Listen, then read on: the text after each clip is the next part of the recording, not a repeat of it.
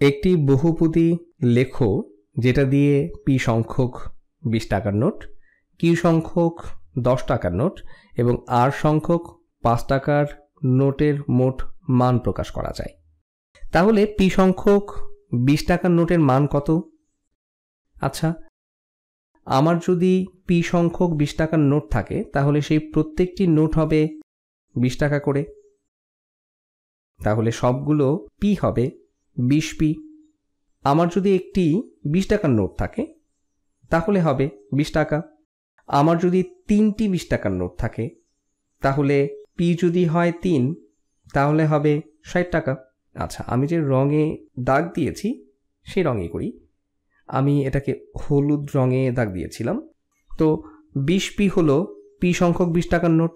তারপর এখানে আছে কিউ সংখ্যক 10 টাকার নোট, তাহলে এটা হবে 10 কিউ। আমার যদি একটি 10 টাকার নোট থাকে তাহলে এটার মূল্য 10 টাকা। যদি আমার 10টি 10 টাকার নোট থাকে, যদি কিউ সমান 10 হয় তাহলে এটা হবে 10 গুণ 10। আর সবশেষে তোমার কাছে আর সংখ্যক 5 টাকার নোট আছে, যেটা হবে 5 আর টাকা। একটি 5 টাকার নোট হলো 5 টাকা, দুটি 5 টাকার নোট হলো 10 টাকা। তাহলে আমাদের হয়ে গেল। আমরা এটিকে একটি বহুপদী হিসেবে প্রকাশ করে ফেললাম।